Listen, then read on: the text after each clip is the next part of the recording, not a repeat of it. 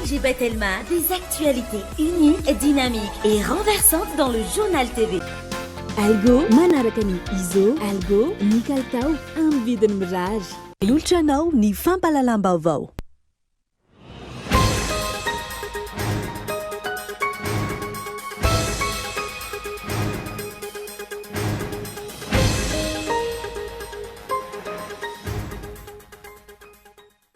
Telo volana latsaka tsy ataperany fempitom-piasan'ny filoham-pirenena mbola mitoy ny fampanantenana atao amin'ny vahoaka malagasy raha tsy ilaza fa tsy nilanonana omaly teny tosy etsankilany maro tamin'ireo fampanantenana no tsy tanteraka mandraka androany toy ny lalam-pirenena fahatelo ambin'ny folo sy fahaenina.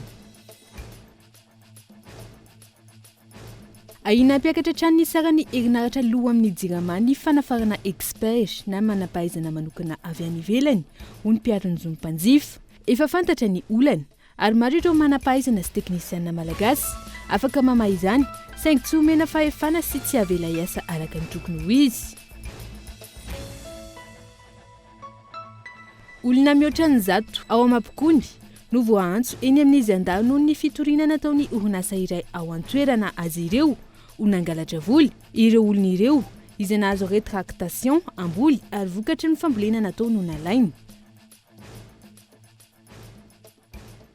Lana sy mpantsina teny amin'ny anteny merandolona androany ilay tolon-dalàna propriété littéraire et artistique natolotry ny solom-bavim-bahoaka raha sy manana Paul Berge fitolo izay ny famaliny ity solom-bavim-bahoaka ity sy ny ministry ny serasera sy ny kolotsainy.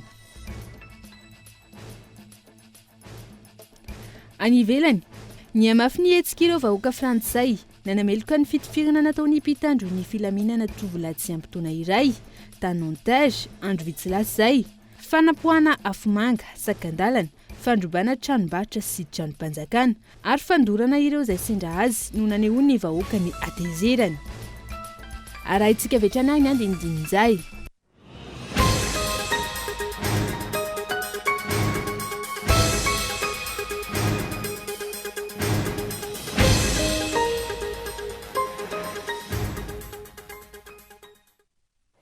Faltafahoana aminao indray ny tenako tomboko lasy tomboko vavy amin'ny ity aly ny farany volana jona taona 2024 ity manatra ny ariaba ary manasanao ampitiavana anaraka ny fampalalam-baovaontsika hatramin'ny farany hanomboantsika ny fotoana avy hatrany ary dia ahina ampiakatra hatrany ny sarany herinaratra aloha amin'ny jirama ny fanafarana ny expert na ny manampahaizana manokana avy any ivelany hoy ny mpiariny zon'ny mpanjifa. Efa fantatra ny olana ary maro ireo manampahaizana sy teknisiana malagasy afaka mamaha izany saingy tsy omena fahefana sy tsy avela iasa araka ny tokony ho izy. Fitsino kolona. Tsy avany olan'ny jirama ankehitriny ny fanapa-kevitra amin'ny fanafarana manager en redressement izay noraisina tamin'ny filan-kevitry ny ministra farany teo ho ny fikambanana miaro ny zon'ny mpanjifa. Ampitombo ny vola mivoaka ho amin'ny orinasa jirama ny fanafarana izany manampahaizana manokana izany ka ahina ampiakatra ny vidiny herinaratra raha ny fanazavana hatrany. Le olana jirama zany aloha dia andeha totsika hoe tsy mbola mivay tsy mbola mivay olana jirama io mety mahita kely ohatrany hoe nahita rirany kely tsika ngamba ny fotoana foy fa tsy mbola tena mivay le olana jirama satria mbola mandeha foana ny vatapatapahana mbola mijary ny mpandrara mbola mijany tsika menakavo mpanjifa fa aminay aloha zany raha ny filazana hoe misy expert vahiny tonga eto hoavy eto Madagasikara dia manaza fa izy fikaran'ireo le saran'ny fanjifana ny rano sy jiro io zay efa nambanana tamintsika foana menakavo foana moa hoe mbola hiakatra ary efa nampiakarina le io zay le optima 3 efa ny divantsika mpanjifa io efa niady tamin'io tsika mahakasika ny optima 3 hoe tsy vahaolana kanefa nampiakarina reo izy inona ny vahaolana teo raha itentsika zany zao hoe misy manampahaizana fa dia mbola tsy manampahaizana hoe malagasy amin'izao fotoana zao zany mino fa efa be dia be ny manampahaizana malagasy tokony efa azo ampiasaina azo trandrahana entina hoe mamaha ny olona atsika ity fa tsy mino zay hoe tsisy malagasy fa misy malagasy afaka ampiasaintsika eo afaka hiara-mitady ny vahaolantsika eo. Hatreto manodidina ny 400 mégawatt ny herinaratra vokarin'ny jirama manerana nosy ny 420 mégawatt amin'izany avy amin'ny centrale hydroélectrique ny 20 mégawatt avy amin'ny centrale thermique mampiasa solika mavesatra ary ny 20 mégawatt avy amin'ny herin'ny masoandro 400 mégawatt izay atsasaky ny fampanantenana natao ny filoha nandritra ny fampelezan-kevitra ny taona 2024. Ny lazaiko mivoaka malagasy dia tsotra. 400 mégawatt ny famokarana herinaratra napetraky ny mpitondra rehetrarehetra ny fandimby teto Madagasikara. Velirano nataoko mivoaka malagasy fa ao anatin'ny 5 taona. Ny zavatra vita atao anatin'izay 7-20 taona zay dia ho ataoko ao anatin'ny 5 taona ka apiko 400 mégawatt ny famokarana herinaratra manerana ny Madagasikara. Ny famokarana herinaratra amin'ny angovo azo avozina dia apieny ny vidin'ny herinaratra farafahakeliny 20 isanjato. Zany ny velirano ataoko aminao voaka malagasy. Tsy hita mivaingana hatramin'izao ny fanatanterahana io fampanantenan'ny filoham-pirenena. Tsy misy na tsy mazava ny politika ny angovo eto Madagasikara raha atao tanatin'izay 4 taona izay. Ireo tetikasa lehibe afana mamany olan'ny herinaratra, ny tarazoana ary aty amin'ny fiafaran'ny feptom-piasana vao irosona ny fanaovana sonia. Teo ny tetikasa volobe hatrany am-boalohany no tsy nisy ny politika raikitra momba ny angovo sy ny famahana ny olan'ny jinama ho ny fikambanana miaro ny izo mpanjifa. Nandehantsika tao anatin'ny fotoana maro hoe ny privatizeny ny orinasa sasany teto Madagasikara. Mila manampaizana vany velany ho atika eto Madagasikara. Tsy nisy namaha ny olona atsika amin'ity zany vao maika nampiakatra ny vidim-piainana ny zavatra nitranga hatramin'izao. Zay zany miantso hoe task force eo amin'ny fikambanan'ny mpanjifa eto Madagasikara miaraka amin'ny jirama, miaraka amin'ny mpandraraha madinika, mpandraraha lehibe eto Madagasikara, miara-vondrontsika anara-masitsika hijery marina hoe inona ny zava-misy eo, inona ny tsy mety, inona ny tokony harenina, ahoana ny ahafahantsika mifampijery raha tena isy ny marina antratraisina, raha tena misy ny tena hoe délestage tsy maintsy atao. Samy miara-mizaka daholo. Zay koa ny tena petsaka miara-mizaka tsika mianakavy. Tsy misy hoe misy party renana tsy maty mihitsy ny jiro, fa samy maty daholo ny jiro, samy maty daholo ny rano.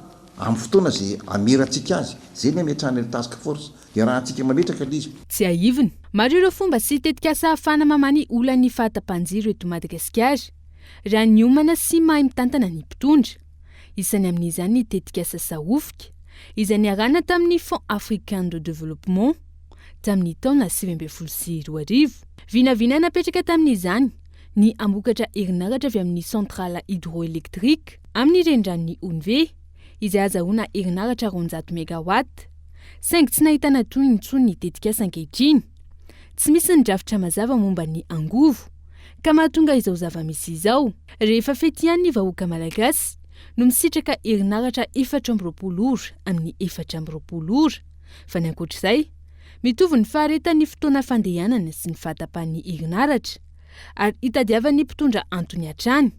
Tsy vao izao nisy ny fanapahana herinaratra ho ireo mpanjifa fa efa tamin'ny mpitondra ny fandimby. Saingy tsy mbola nisy naharitra tahaka izao raha tato anatin'ny 13 taona na vanim-potoana ny fahavaratra mampisy rano na tsy ary izao. Raha oviana no hisitraka herinaratra sy rano fisotro araky ny tokony ho izy ny vahoaka malagasy. Fa 3 volana latsaka tsy hatapetra ny fotoam-piasan'ny filoham-pirenena mbola mitoy ny fampanantenana natao amin'ny vahoaka malagasy raha tsy laza afa-tsy ny lanonana teny Itosy etsekilany. Maro tamin'ireo fampanantenana no tsy tanteraka mandraikandroany toy ny lalam-pirenena 17 sy 19 ireo orinasa malagasy mpanamboatra lalana ihany koa izay tsy voalovola mandraikandroany onasaina. Efa taona izao tsy nandray ny vola tambon'ny asa nanamboarana lalana ireo orinasa malagasy anjatony misehatra amin'izay fanamboaran-dalana izay. Raha ny vaovao farany nisy fampanantenana indray nataon'ny fitondram-panjakana tamin'ny Ainao Manjery-Panjakana saingy tsy tanteraka mandraikandroany. Fa mbola misy eo amin'ny 100 eo zany mbola tsy tafavoaka hatramin'izao. Tsy hay hoe inona ny antony. Nanao interview ramatoa-ministra tamin'ny 5 mai 2023 teo tao amin'ny télévision malagasy. Dia hoy izy tamin'izay hoe hiezahana ho reglera farany zay gana daholo ny ary rehetra ny tsy pay rehetrarehetra ao anatiny 10 andro. Ny andro zay tapitra ny 10 andro efa ray volana mahery. Tamin'ny 18 juin tao zay dia nanatina ny ramatoa-ministra tao amin'ny Tany Marinina misy anontany hoe ahoana marina fandehan'le paiement fa miandry zay hatramin'izao mbola tsisy paiement tsy afaka mandray nareo minitra tsy afaka mandray nareo minitra fa aloha manaraka fa ny tena olana ny tena problema nefa de ity na eno ny teny ramatoa ministra iny ny olona manam-bola amina entreprise reo de nanenjika hoe efa vaovao ny vonolanareo anatin'ny 15 jours ka ona tsy mbola painareo any volanay mandotombaravara fa efa milefa tatao anatin'ny 15 andro farany maro ny fitoriana napetraka ireo banky ho iatran ny fanazavana no io fahenona fa efa naloha io ny volan'ireo orinasa mitaky ny karamany ihany koa ireo mpiasa madinika mamelombady amanjanaka amin'izao fotoana izao nefa ny volana mpanantenaina tsy voaray ary tsy fantatra hoe raha oviana famonoana ny orinasa malagasy no ataon'ny mpitondra ankehitriny raha ny fanazavana izao indray misy ny fanamboaran-dalana atao orinasa vahiny no omena tombon-dainy misy entreprise maromaro agny mandeha manao entretien roty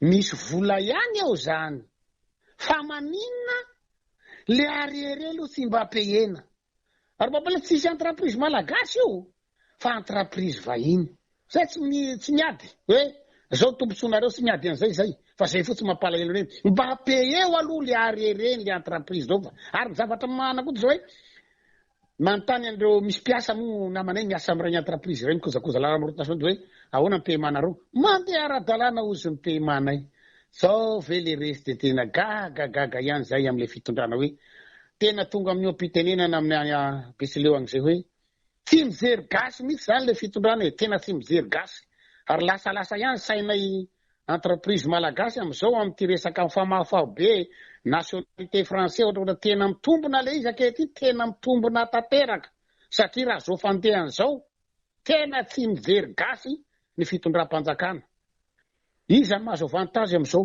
ny entreprise vahiny zay zavatra mampalahelo tokoka am'izao fahataperany mandany zao araka izany orinasa malagasy mpanao lalana maro amin'izao fotoana no anatin'ny fahasahiranana noho izay tsy fanefany ny fanjakana malagasy ny volany izay ny asa vitan'ireo orinasa izay efa notsirina ara-dalàna ary efa vita réception mametra-panontaniana araka izany ireto orinasa ireto ny amin'ny antony tsy hanefana ny volany raha noho ny tsy fisian'ny oentimanana ny filoham-pirenena tsy mitsahatra ny mampanantena fotodrafitrasa vaovao toy ny tranga teny tosy omaly fa ny zavatra tena tsapako teo embouteillage zany tena mitohana zay mandeha angambany amin'ny kilometratra maromaro manomboka ary amin'ny pont ary mandra-pahatonga aty tena mamono moteur daholo ny olona zany hoe tsy maintsy jerevantsika vaolana akaiky zany ny fanafany vaolana jerevana amin'io embouteillage io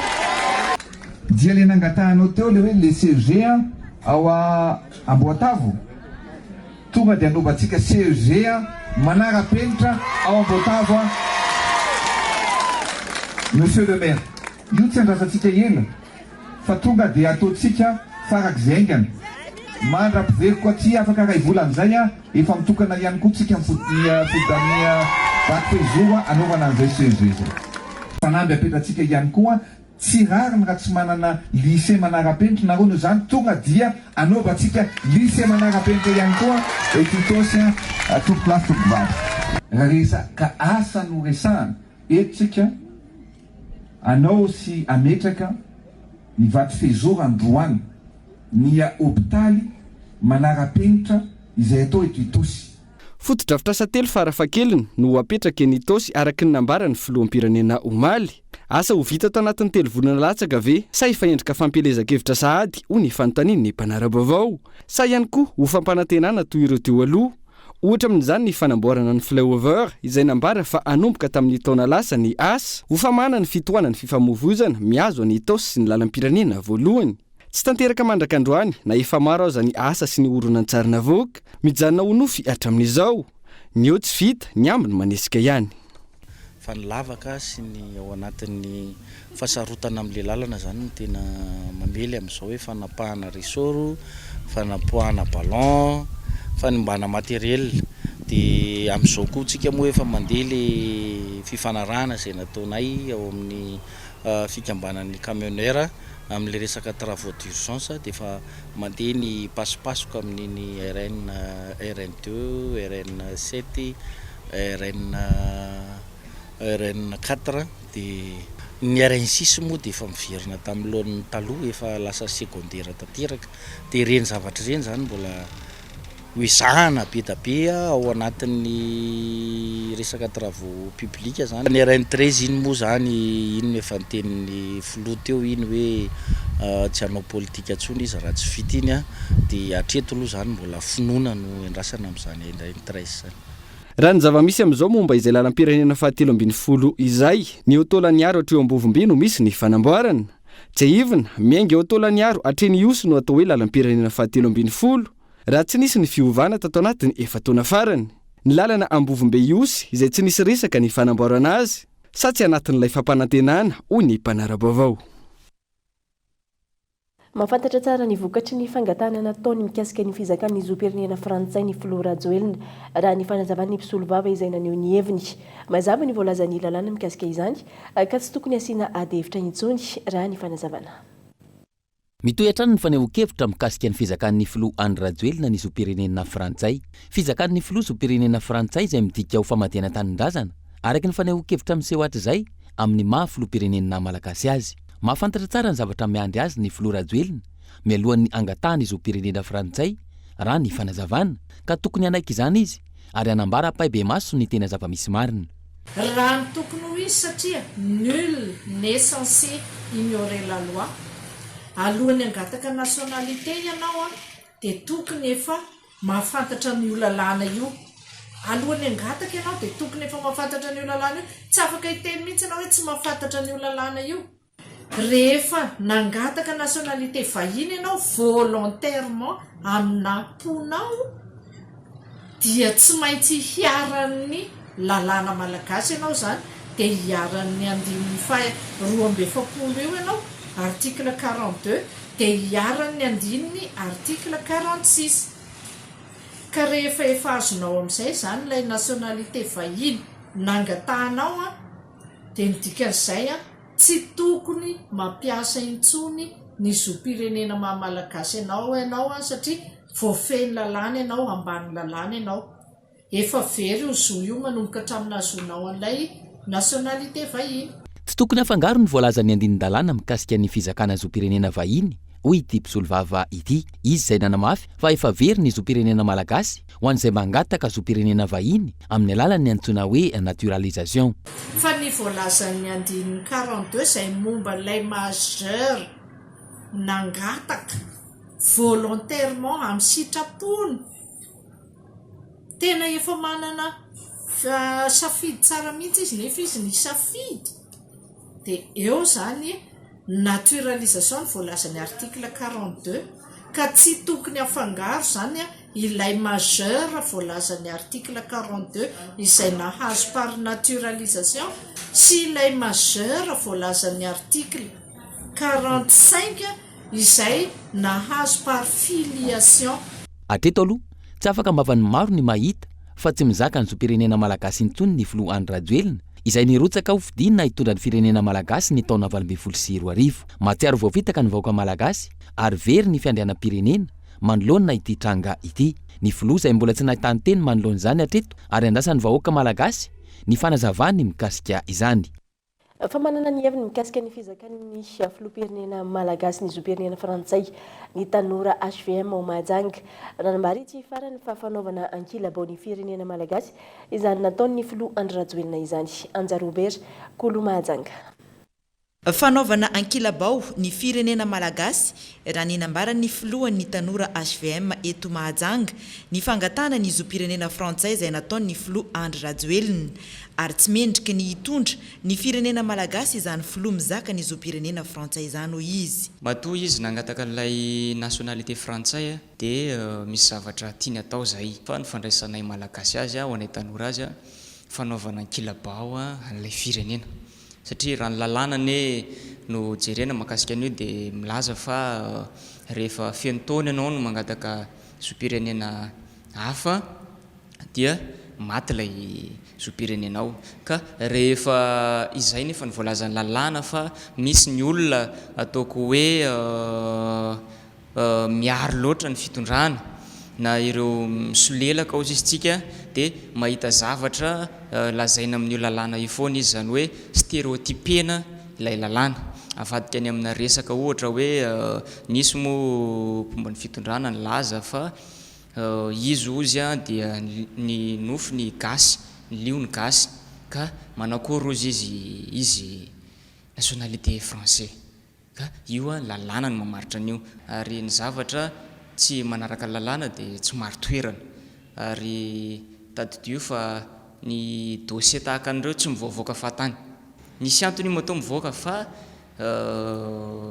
zao tsara ny ny firenena tsara ny tantara ny mpitondra amin'izao fotoana zao a tsy mendrika nitondra ny firenena malagasy izany filoha manana zopirenena frantsay zany zay ny avian'ilay terme hoe saribakoly. Manana ny heviny ihany koa mikasika ny raharam-pirenena ankehitriny ny tanora ny emitra ho farany Madagasikara amin'izao fotoana izao tsy misy efa-pandrosoana vanina sy maharitra fa mijaly tanteraka ny vahoaka malagasy. Mipotika hatrany ny firenena ary tsy vitan'ny fitondrana amin'izao fotoana no nitazona ny fampandrosoana natao ny fitondrana teo aloha tsy vitan'izany ninninona zavatra lazaina ninninona sehatra holazaina dia tsy vitan'izany tsy mety hoanina ny PIB fa zany PIB zany dia maritra efy anankiray tsy maintsy tokony ho hitany anaty vilan'ny malagasy ka inona ny hitanao amin'izao fotoana zao mikaikaika ny vahoaka malagasy mijaly ny vahoaka na ny communauté internationale rehetrareo ary dia efa meky an'izany fa tsy tafan'ity fitondrana ity sy ireo ekipa miaraka aminy nampandrosan'ny Madagasikara ny embitra isika lasa farany tena farany. Miteraka resabe ho an'ny mpanara-baovao ankehitriny na eto Madagasikara na any ivelany ity fizakan'ny filoham-pirenena malagasy ny zopirenena frantsay ity. Manomevahana ny mpanao ratsy sy mpandroba ny harem-pirenena ny fomba fampiarana ny lalàna eto Madagasikara hoy ny teo anivon'ny groupe d'études et de recherche sur les primates mihamazovahana ihany koa tatoato ny fandrahonana ireo mpampaneho lakilosy eo am-panatanterahana ny asany. Takona natakomany politika ny toedra rahapirenena ankapobeny hoy ny eo anivon'ny GERP na ny groupe d'études et de recherche sur les primates ary aty ambadika manao izay tiany ireo mpandroba ny harem-pirenena sy mamono ireo biby ahina olany tamingana. Zavatra tena songadina aloha raha teo amin'ny hoe fiarovana dia mbola nisy ny fiazana biby hitantsika tsara tamin'ny maro antsehatra izy iny tena zavatra nisy olona tratram-body omby kanefa dia ny sazo niatra taminy tena atao hoe symbolika sazo miantona heritaona kanefa tratram-body omby namono varika tratram-body omby ary afaka mamaim-poana fotsiny ireny manakoako era-tany ireny fantatro zao tontolo zao jereviny ny lalàn'ny coap any amin'ny roa lavitrisa ariary 2 milliards ariary ny sazo ho an'ny olona mamono na maka zavatra ao anatin'ny faritra rovana miatra ve zany lalàna zany sa tsy miatra fa mpiaran-dalàna zany raha marina tsy dia hitako loatra tao anatin'izay fotoana zay. Ny mpanao ratsy manao ny antony tsy ampiarana ny lalàna ireo mpiarany tontolo iainana sy mpampaneno lakilosy indray no hiarany tsindra azo lena amin'izao fotoana ho hiatran'ny filohan'ny GERP. Mandalo fotoan-tsarotra ny lanceur d'alerte zany hoe le olona milaza ny zava-misy indray no amoronana dossier fictif dia rendray no migadra ary misy zany ary vory tao mihitsy zany ny alliance voargasy ny transparence internationale ny indria ny tenako nanatrika zany nandray anjara mahavitrika tao anatin'izany ka hoe ty taon'ity zany mampanahana ihany satria taona ny fifidianana reny ary ny efa zava-misy tamin'ireny hoe olona namono biby tratra ny olona milaza indray mety rahonana ezina tsy foana le tsy fantarahan-dalàna tsy foana le zavatra tsy mety efa misy mpanao isa-taona tao anatin'izay nombolana zay inona sy antenaina fa ho tonga saina ny malagasy fa ny amody any titon'ity dia ararotiko le amin'ny titon'ity tsisy fankalazana ny dia amin'ny varika maneran-tany ny fankalazana amin'ny titon'ity dia fisaonana mba ho ilazana fa misy zavatra tsy mety eto amin'ny firenena. Mihena ny velaran'ny tany rakotrala eto Madagasikara ary tsy mbola nisy ny politika mazava edina amin'izany sy amerenana ho noso maitso raha ny fanazavana hatrany. Ho avy indray zao ny fotoana ampirongatra ny toro-tanety sy ny toroala inona ny fepetra mialoha raisin'ny ministera-pia ho ny fanontaniany ny mpiaro ny tontolo iainana. Olona mihoatra ny zato ao mampikony ny voantso eny amin'ny zandary noho ny fitoriana nataon'ny orinasa iray ao an-toerana azy ireo ho nangalatra voly ireo olona ireo izay nahazo rétractation amboly ary vokatry ny fambolena nataony no nalainy raha ny fitaranana voaray fanadiadiana. ponina ao amin'ny fokotany misy 10 amin'ny distrikany Mapikony sy Port Berger no miaro ny zony manoloana ny orinasa iray ao an-toerana izay milaza ho nahazo titra teo amin'ny tanin'ny voanjo. Ireo ponina ireo izay efa namboly tamin'ny tany hatramin'ny andro ny fanjanahantany. Ny mahagaga ho ireo ponina tsy omeny ny sampandrarahany fananantany sy ny fitsarana ny taratasy momba ny nazahoan'ny orinasa io ny titra. Antaonany maro no nisy olana vokatr'izay ary tamin'ny taona lasa navela amboly teo amin'ny toerana ireo ponina. Rehefa niakatra ny vokatra no toriany ilay orinasa izy ireo ary voalaza fa nangalatra ny voly izay novoleny izy ireo ihany. Le votoatin'le fitiliana zany de efa naka an'le varina volondreo zany le olona de lazaindreo nangalatra nanjavavary. Ilay manana retractation nahazoany mamboly. Ary asehonay an'le gendarme isanandro zany fa tekendreo. Ny torinanay amin'izany satria ny taona 2022 efa niravaina alaindreo ny varinay rehefa voasampan-taom-ponjy namanay 7 de efa zatra maka an'io vary io zany zareo de napiditra dahalo taty indray hanao fandrahonana anay hanakana anay mamboly amin'ny tany io fa iaro ny tany io zareo fa tsy mahatoky ny fanjakana zany hozy izy sy hangalandreo vary reo nefa voatoanay de fandravaranay fangalananay amin'ny tany io zany ny tena zava-dehibe tiany zareo atao. Arak'izany olona mihoatra ny 100 avy amin'ireo fokotany misy 10 ireo no nahazo fiantsoana teny amin'ny zandary ao an-toerana ny maraina teo. Voaosihosy ny zoma olona manoloana ity tranga ity hoy ny ao anivon'ny sifana ny sehatra iombonana ho an'ny fananantany. Takina arak'izany ny vahaolana arosy ny mpitondra fanjakana. Ny zavatra tadiavinay tsy ny fisehoana tele ny zavatra lehibe fa hoe inona ny vahaolana ho an'ireo olona manalina. Ho avy ny propaganda dia hiteny daholo ny olona mirotsaka ho fidiana rehetrarehetra ho an'ny tanindrazana hijery ny fampandrosoana. Zao aloha ny zava-misy dia tokony ho jerena ny mahakasika an'ireo ataontsika hoe mpamboly izay azo atao hoe olona sahirana ara-pivelomana satria nandritry ny herintaona ireo ny volo ny volen'ireo dia nalaina. Dia tamin'ity moa zany nanana tetikady ny tantsaha tsy afaka naka an'ilay voly dia zao indray lazaina fa mangalatra voly. Ny anay dia mitaky izay hoe inona ny tokony ho atao ho an'ny ireo olon'ireo fa malagasy ireo. Fanontaniana maro no mipetraka manoloan'izany. Inona no antony tsy nanehoana ny taratasy raha toka nahazo titra araka ny voalaza ilay orinasa? Miaro ny vahoaka sy ny fananany tokoa ve ny mpitandro filaminana raha izany no mitranga? Ho aiza ireo ponina ireo raha toka roasina amin'ny tany izay efa niainany sy niariny tao anatin'ny taona maro? Andrasana ny fandraisana fepetra avy amin'ny mpitondra fanjakana manoloan'izany. Diny ihany koa ny antsika misy any vetivety ao anatin'ny dokam-barotra fohy ao an'in'izay miverina eto ao anatin'ny tapany faharoa ny fampahalaam-baovao rehefa avy eo ary.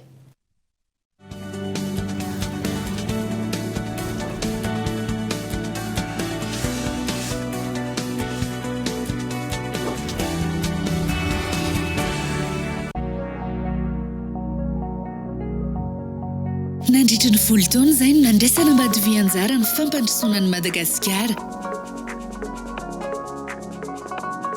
Nanome lanja ny fahaiza-manao sy ny traikefan'ireo mpiara-miasa sy ny mpiara-miombina antoka malagasy maro. Mbola faly mankalaza ny fety ny fahaleovantena miaraka aminareo hatrany izahay. Ambady vy dia miarahaba ny malagasy rehetra tratriny Saramanitra.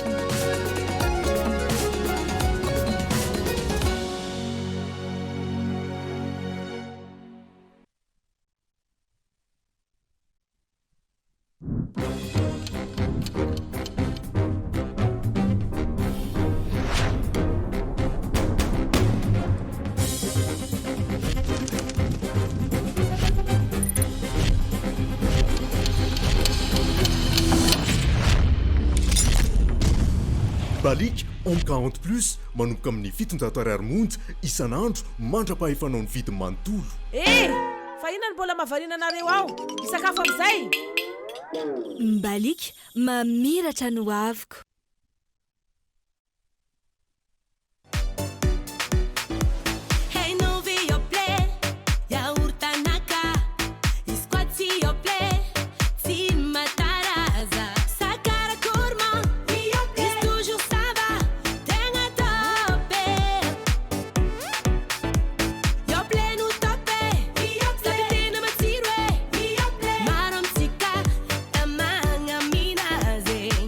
Nazo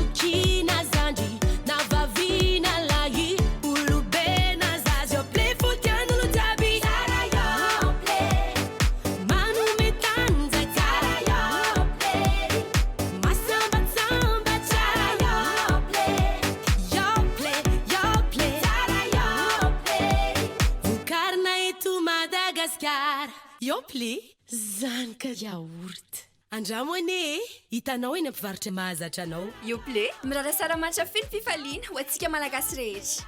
Yople tsiro ifampizarana. Yople.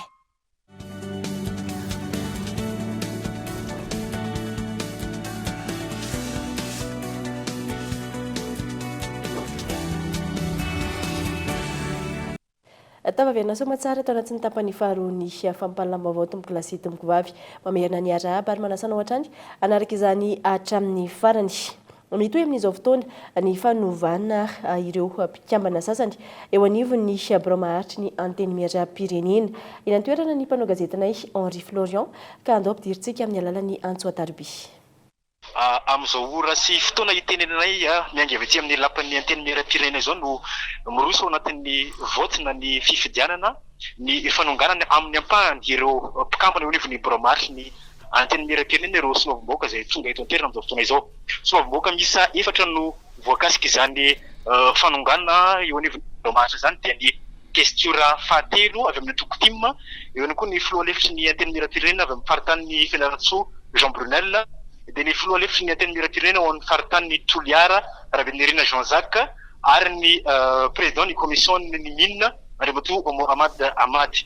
Amin'izao fotoana izao ihany koa vao miroso an'izay ataontsika hoe ny fifidianana hoe ho alana anatin'ny bromaharitry avy ireo olona ireo no ny antony maro samihafa izay voalaza teo aloha fa dia izay aloha no azo ambara aty anivon'ny anteny miarapirenena fa dia tsy mbola mifarana hatreto ny fitompovirina fa dia mbola miroso anatina izay ataontsika hoe ny tsangatanana ny vote na ny vato fifidianana nireo fanonganana ireo olona miisa 4 voalaza teo ambony reo tsy ho mpikambana tsona eo anivon'ny bromaharitry ny anteny miarapirenena izay.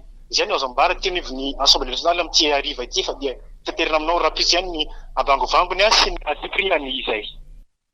Arak'izay dia mafisina fa ho taterina aminao eto amin'ny fampalalam-baovao ihany ny valin'izay fifidianana eny anivon'ny anteny miarapirenena izay fa anoizatsika ny fampalalam-baovao dia lanina sy mpantsina teny amin'ny anteny miaran-doolona androany ilay tolo-dalàna propriété littéraire et artistique natolotry ny solombavam-bahoaka raha sy manana Paulbert fotoana izay ny famaliany ity solombavam-bahoaka ity sy ny ministry ny serasera sy ny kolotsaina onasaina. Nolan'ireo olony Madagasikara ny tolo-dalàna propriété littéraire et artistique izay anavao ny tontolon'ny zavakanto amin'ny ankapobeny hifanaraka amin'ny ivanandro.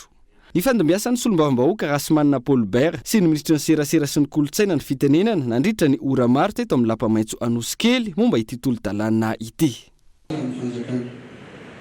Zay ty aleotena fa eo ambany ny fitantanana ny fanjakana miantony dia tsotra.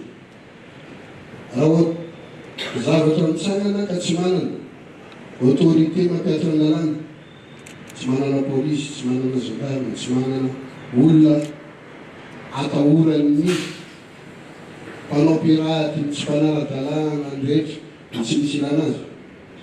Nanao da amin'izao fotoana izao azy sahirana rehefa ampiatra ny lalàna rehefa tsy manana ny force miaraka aminy. Naverina mandeha fa isan'ny concepteur tiranaty ny filohan'ny republika ary isan'ny résultat ho anazy zavatra nataony asany io.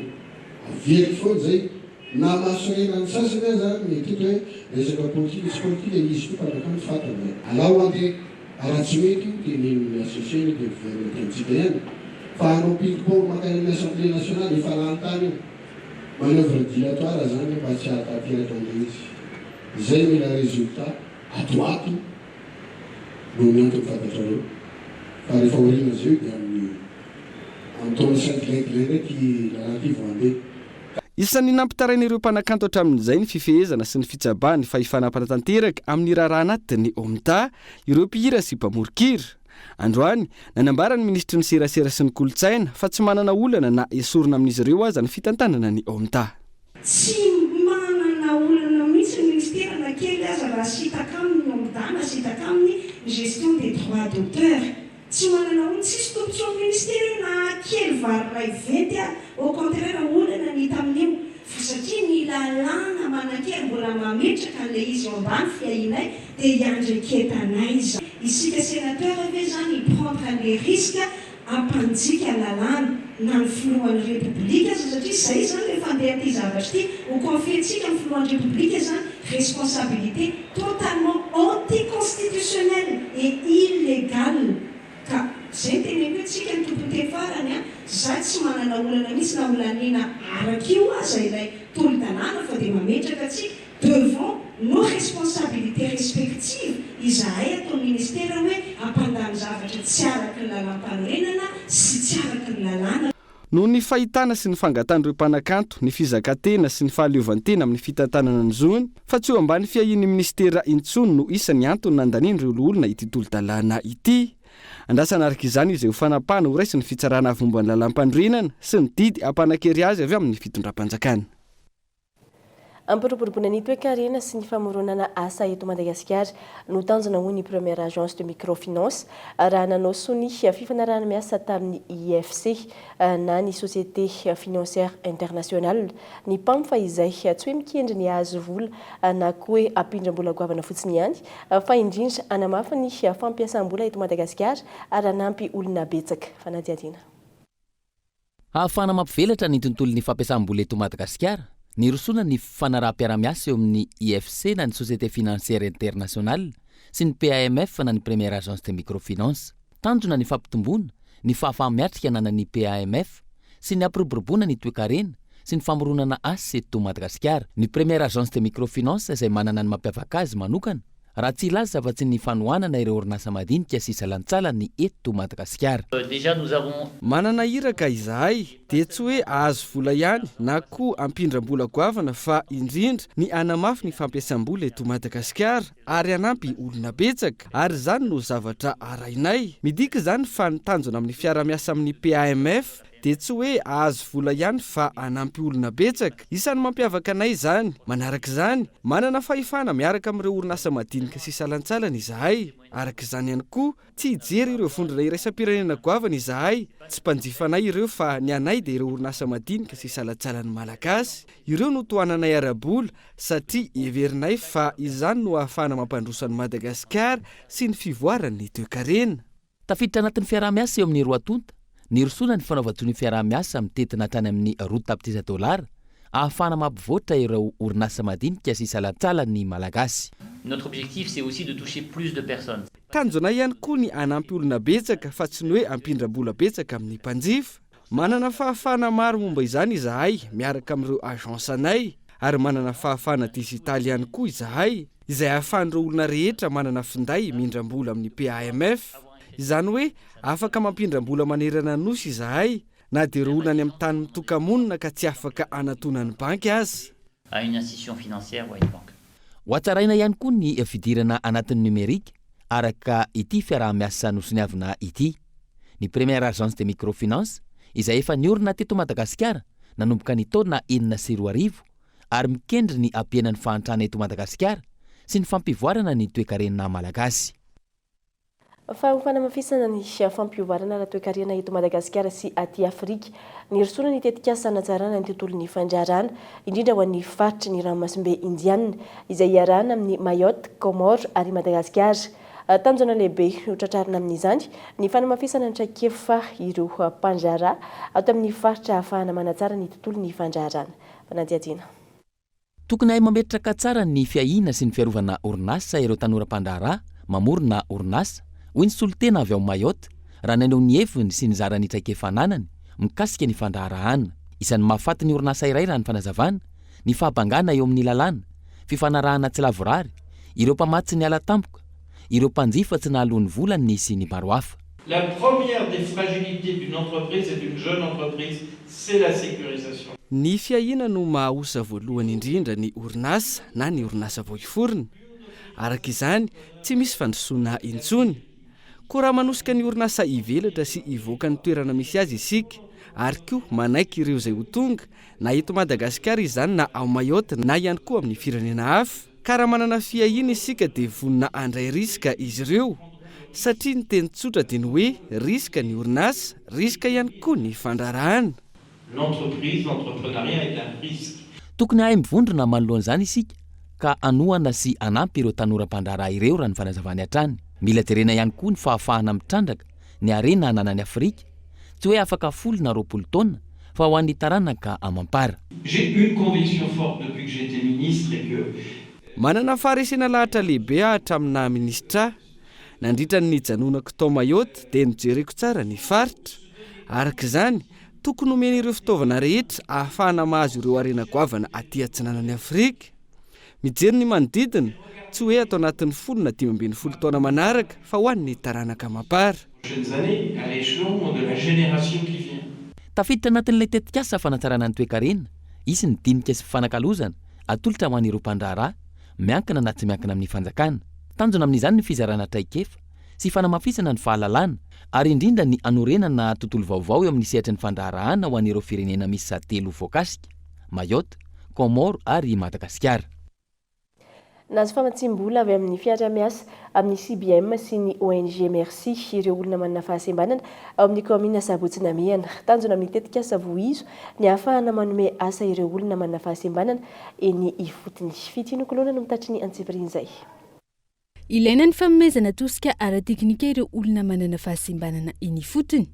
Amin'ny alalan'ireo fikambanana izay miarona ireo olona manana fahasembanana ireo no ahafahana manao izany raha ny fanazavana hatrany. Raha ny etsy amin'ny commune Sabotsynamehana manokana, ny sitraka tantsorika avy amin'ny CBM sy ONG Merci ny ara-miasa tamin'ny CNFPPSH ny fikambanana APS.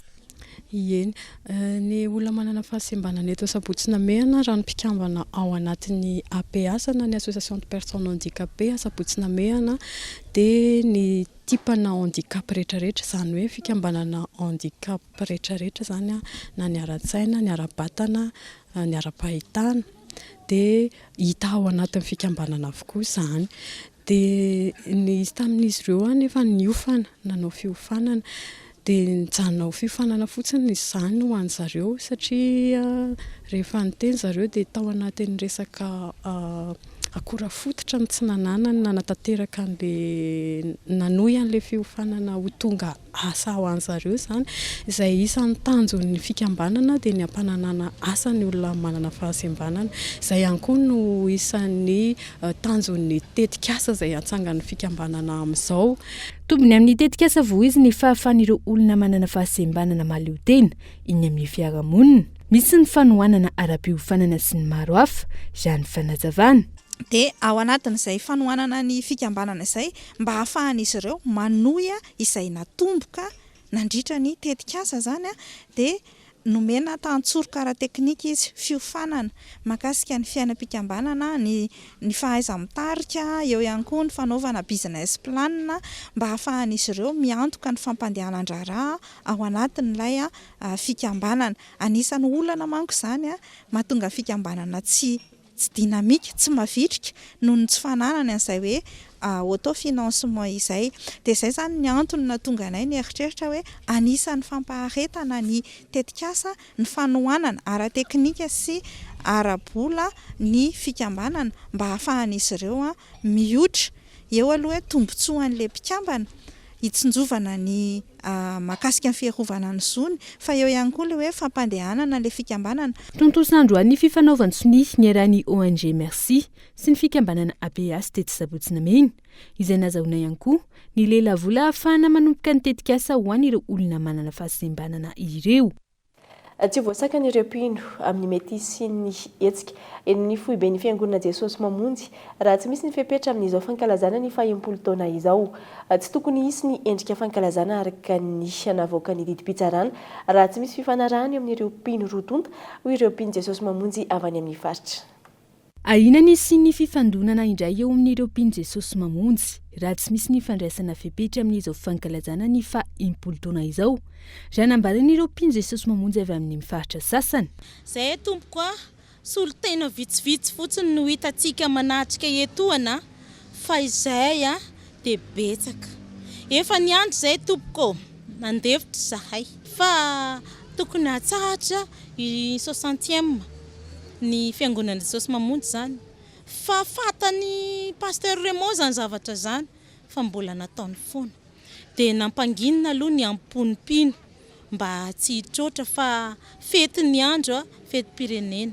Amin'izao anivoaka ny grosy dia mbola io izy manao zay tiana atao io koa ny fanambaranao ataonay miala tsiny miala fondro fa tsy voatazonay tsony tompoko ny vahoaka be da be tena be da be oa fa mpivavaka mpanao intercession ihany no hitantsika tazantsika reto any efa misandrahaka any efa ho akoron-drano miandry topo fa zay no nanakana ny voaka ndidy avy amin'ny fitsarana tsy misy ny fankalazana raha tsy miravina ny ady eo amin'ny rontonta miantso ny fandraisan'ireo tompony andraikitra isan'ny tokony fepetra araka izany ireo mpino isoroana ny mety sy ny fifandomana indray ny zava-misy araka ny zava-miseho zany dia efa ny apelatanany Andriamatoa Pasteur Raymond ny taratasy avy any amin'ny tribunaly izay mandrara ny karazana événement rehetra mahakasika ny faha-80 taona sy ny fanokanana ho mpitandrina. Eto izahay dia miantso anareo mpitondra fanjakana indrindra fa Andriamatoa filoham-pirenena izay ajaina misy olona izay mieritreritra fa manana olona mahitahita izy ka tsy te halala izay lalàna mivoaka eto amin'ny tany sy ny firenena tsy voatazana intsony le olonay raha mbola miroso amin'io zavatra ataon'io Pasteur Raymond io satria efa tsy voatazana intsony le olona araka le fanambarana teo ka dia miantso izay mba andraisanareo fepetra mahakasika ny raharaha Jesosy mamonjy. Tamin'ity herinandro ity no nanomboka ny fankalazana ny faha-80 taona ny fiangonana Jesosy mamonjy itsy ankoron-drano itsy nitarika ny disadisa indray teo amin'ireo sampino etsy amin'ny Jesosy mamonjy Foibe sy Jesosy mamonjy hafa ny fanapa-kevitra amin'ny fankalazana antony izany raha iverenana ny tsy fitovin-kevitra amin'ny filan-kevim-pitantanana misy asivy eo amin'ny fiangonana Jesosy mamonjy. Manambahiny sampana fampalambavao amin'ny ity alina ity dia raha misa ialy mpikarakara ny salon RSE et IDD andian'ny fahavalo na 8e édition miarabanao tonga soeto amin'ny plateau Kolo amin'ny ity alina ity fantany voalohany avy hatrany dia hoe inona marina ity salon karakarainareo ity arina ny thème izay nosafidiana tamin'ity andian'ny fahavalo ity. Miarabanao ilare, miarabanareo rehetra ilay tokantrano any ny salon de la responsabilité sociétale des entreprises et initiatives pour le développement durable amin'ny tonty dia iseho eo amin'ny nouveau hôtel Alarby ny fahaenina sy fahafito ny volana Jolay ho avy izao. Plateforme anankiray io ahafahanareo mahita hoe izavy ny acteur anatin'ny RSE inona ny zavatra misy ahoana ny démarche inona ny activité efa misy inona ny encours inona vision sy ny perspective ny entité rehetra ao anatin'ny resaka développement durable sy responsabilité sociétale des entreprises. Inona ny tena tanjona ao anatin'izay hoe izy ity koa salon araka ny efa natsidika teo manahoana ny fandaranasana ny programme mandritra izay. Ny thématique raisina tamin'ity biodiversité secteur privé ao anatin'izay zany repetsehatra rehetra ao anatin'ny biodiversité io ihany koa ny secteur privé resaka secteur privé tsika dia samy manana nandraikitra ny manokana izy ireo amin'ny resaka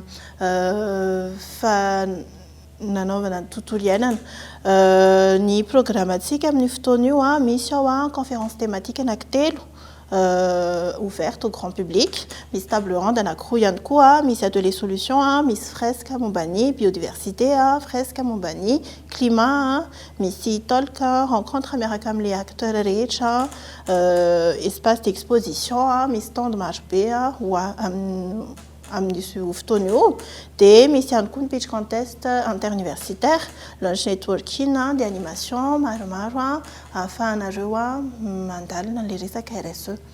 Misy antony manokana ve mety hoe ny safidianana ny thème na ny hoe lohahevitra ndraisina tamin'io salon io? Misy antony manokana satria mikasika an'ilay tontolo iainantsika amin'izao zany dia hitantsika hoe misy interdépendance entre an'ilay resaka biodiversité secteur privé mety hoe opportunité io ho an'ny société hafa na ihany koa ho an'ilay tanora izay manana projet amin'ny resaka durabilité entrepreneuriat vert et bleu dia mety hoe risque ihany koa ilay izy ho an'ny tontolo iainana amin'izao fotoana izao. Dia manatsidika eo ihany hoe misokatra ho an'ny public ilay salon fa manahoana ny fahafahan'ny olona mandray anjara ny olona rehetra ve no afaka tonga any satria resaka tontolo iainana isika mety hoe misy cible sa vahoaka malagasy indrindra sa hoe ny tanora manahoana mikasika izay. tsisy vidim-pidirana mariaka ihany a afaka tonga daholo nareo a ny fahenina sy fafito volana jolay amin'ny Novotel Alarobia. Ny agenda efa mivoaka eny amin'ny page Facebook salon RSE IDD dia eo ihany koa misy ny plateforme hafa tahaka ny Twitter, LinkedIn ahafahanareo a mijery hoe inona ny agenda dia inona avy ny conférence sy activité misy amin'ny fotoana ny sisy fahenina volana jolay zafady sy ny fafito. Dia ankoatr'izay entana koa ianareo hanao inscription satria ny conférence mantsy ho an'izay olona nanao inscription mialoha mba ahafahanareo mireserve zany ny toerana anareo amin'izay fotoan'izay. Afaka manoratra nareo amin'ny page Facebook raha ohatra ka liana amin'ilay conférence thématique. Izay makasika niny fa hiditra amin'ny maresaka avy any ivelany avy hatrany isika dia ny amafy ny hetsika ireo vahoaka frantsay nanameloka ny fitifirana nataon'ny mpitandro ny filaminana tovolahy tsy ampy taona iray tany Nanterre. Andro vitsy lasa izay fanapoahana afomanga sakandalana fandrobana tranombarotra sy tranompanjakana ary fandorona ireo izay sendra azy no nanehony ireo vahoaka ny atezerany malona ity vonolona ity saika nahitana hetsika avokoa ny akamaroan'ny faritra tao Frantsa tato anatin'ny 3 alina izay. Fanampanazavana eo amin'ny sariny France 24. Ny amafy ny hetsika ireo vahoaka frantsay indrindra ao Nanterre nanameloka ny fitifirana nataona mpitandro ny filaminana tovolahy tsy ampy taona iray tany Nanterre ihany andro vitsy lasa izay 3 alina izay ny toy ny sakandalana ny dorikodiarana ny fandrobana ary ny fandorana fotodrafitra sampanjakana sy an'olon-tsotra maro nataon'ireo vahoaka nanehon'izy ireo ny tsy fahafaliany manoloana ity vololona ity. Mitombo ihany koa ny faritra manamafy ny fihetsiketsehana isan'izany Marseille, Lille, Orléans, tanora manodidina ny 14 hatramin'ny 20 taona ny ankabeazan'ireo nanao ny hetsika ary ny fanandrana amin'ny mpitandro ny filaminana. Mahery ny 900 hatramin'ny omaly no fantatra fa voasambotra ny mpitandro ny filaminana raha ny tatry ny ministera ny atany any an-toerana. 100 n'ireo mpitandro ny filaminana na hetsika no ity tranga ity hatramin'ireny fiara blindé ireny saingy tsy natohitra ny hetsika ireo vahoaka. Polisy sy zandarmy sa 770 kosa no naratra vokatra ny fifandonana. Dia izany koa tompoko lasitongoko vavy marana ny fiarantsika tamin'ity alina ity ankasitrahana fenonao nanaraka izany hatramin'ny farany mametraka ny mandra-piresaka tompoko.